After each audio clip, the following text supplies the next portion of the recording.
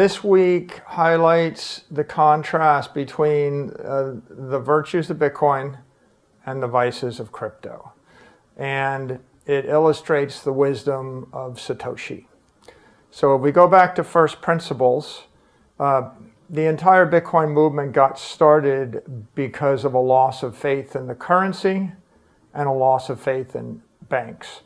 And so this has gone on since time immemorial. Banking crisis that froze customers' funds, and currency crisis that collapsed their purchasing power. And Bitcoin was created as a currency that couldn't be debased, running on an open network so you could be your own bank. And the principle is, if you're your own bank and no one has discretion to debase the currency, then you're not going to wake up one morning and find out that your funds have been seized and they've been devalued to zero. Crypto and the entire movement is almost like the reinvention of fiat currency and fractional reserve banking, but instead of it being in a regulated environment, it's just in an unregulated environment. So ironically, we saw the same human behaviors here. A human being creates a wildcat bank, unregulated. Then a human being creates their own currency, like the FTT token. Then they issue a bunch of it. Then they start to leverage it and borrow against it. And then at some point, they start to misuse the funds of their customers in their bank. And they use it to prop up their currency. Eventually, the currency collapses, the bank freezes its assets. People who had trusted the bank lose their assets. People who had trusted the currency lose their purchasing power. And so this is a teachable moment, because the solution is don't put your value in currencies that are controlled by human beings. You can't trust the CEO, you can't trust a company, and you can't trust a custodian. And if there's a counterparty, it's credit, it's not money.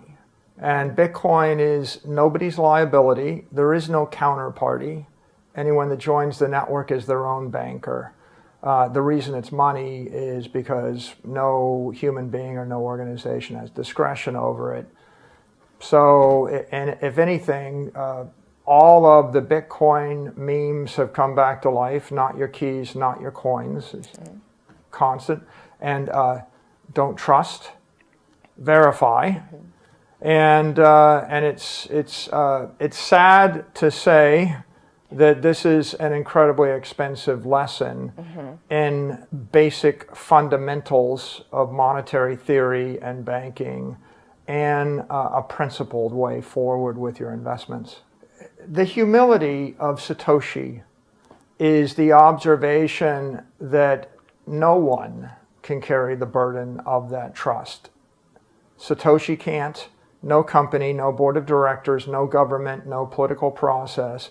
At the point that you conclude that no one has the strength of character and wisdom and commitment to carry the burden of a billion people's money, then you realize that the solution is put the control of that into the hands of nature. Submit yourself to nature's laws and to the laws of mathematics, and then put it into the hands of a software that's not just a software program running on a machine, but a software protocol running on millions of machines.